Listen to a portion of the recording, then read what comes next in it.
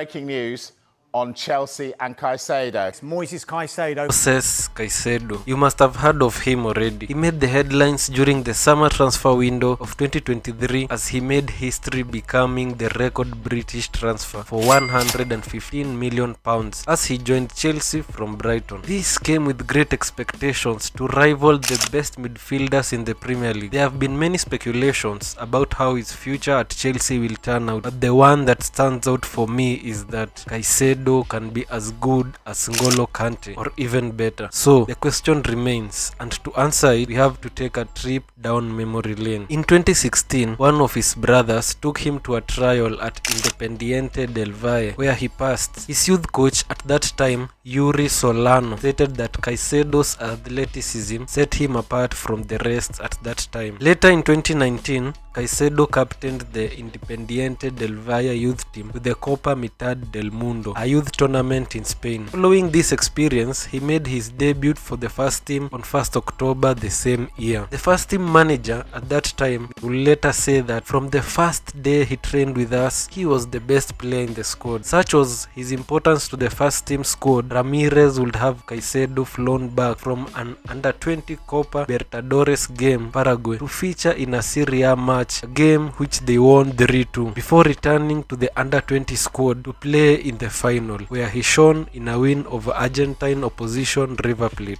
Through his time at Independiente, Caicedo was mostly deployed as a defensive midfielder, but he would also play at centre-back due to the form of Argentine midfielder Cristian Pellerano, who also occupied the defensive midfield spot. Caicedo was pushed higher up, operating as a box-to-box midfielder. His performances in this role drew acclaim across the continent, most notably after scoring in a 5-0 win against Brazilian side Flamengo. After stepping over a pass from Beda Caicedo, a dummy which fooled several Flamengo defenders, he received the ball from a Gabriel Torres pass before placing the ball past Flamengo goalkeeper Cesar. On 1st February 2021, Caicedo joined Brighton on a 4.5-year deal for an undisclosed fee. He made his debut for Brighton on 24th August, starting in the EFL Cup second round away fixture at Cardiff City, where he set up Andy Zekiri's first Albion goal in the 2-0 win. On transfer deadline day, Caicedo joined Beerschot of the Belgium top flight on a season-long loan, but on 12th January 2022, due to shortage of central midfielders at Brighton, Caicedo was recalled from his loan and he returned to England. Caicedo made his Premier League debut, starting and assisting Enokumwepu's goal in the 2-1 win over Arsenal. He scored his first goal for Albion, opening the scoreline in a 4-0 win over Manchester United with a 15th minute low 25-yard strike. The 2022-23 season was his breakthrough season. Caicedo scored his first goal of the season in a 5-2 home win over Leicester City. On 27th January, with interest coming in from league leaders Arsenal, his agents released a statement announcing he wanted to leave Brighton in an open letter on the player's Instagram page. The letter stated, "I am the youngest of 10 siblings from a poor upbringing in Santo Domingo in Ecuador. My dream has always been to be the most decorated player in the history of Ecuador." Furthermore, Caicedo thanked Brighton fans, saying that they would always be in his heart.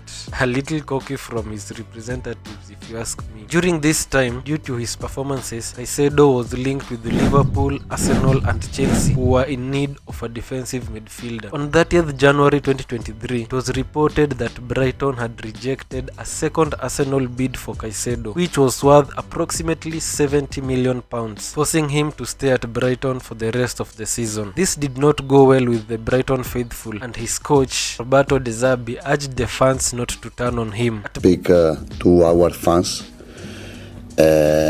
because I want they support him. Brighton's end of the season awards, Caicedo won both Player of the Season and Players Player of the Season. On 27th June 2023, it was reported that Brighton had rejected a bid from Chelsea worth £80 million for Caicedo. Then, as the summer transfer window was coming to an end, on 10th August 2023, it was reported that Liverpool had agreed to a £111 million fee with Brighton for Caicedo, which was confirmed. No, first and foremost, I got told that I can confirm that the deal with the club is agreed. However, in a dramatic turn of events, on 12th August 2023, it was reported that Chelsea had agreed to a higher bid. Caicedo joined Chelsea on 14th August 2023, a British transfer record. I think it's safe to say there was a lot, and I mean a lot of pressure mounted upon him from the get-go. He was compared to the likes of Declan Rice and Rodri. The odds were stacked against the 21-year-old, and it kinda got to him. On 20th August, Caicedo made his debut for his new club, coming on as a substitute in the 61st minute in a Premier League match against West Ham United. Caicedo gave away a penalty which was converted by Lucas Paqueta. Caicedo's struggle at Chelsea continued, losing possession in the build-up to Nottingham Forest's winner at Stamford Bridge in September. His start at Chelsea was not easy, to say the least, with several mistakes, another notable one against Manchester United, and rash decisions on the field every now and then. The comparison with Declan Rice, who Arsenal bought after backing out of his transfer, did not help. Neither did the comparison with Wataru Endo, who Liverpool bought after he rejected them. Caicedo was highly criticized, to the point Klopp went on to remark,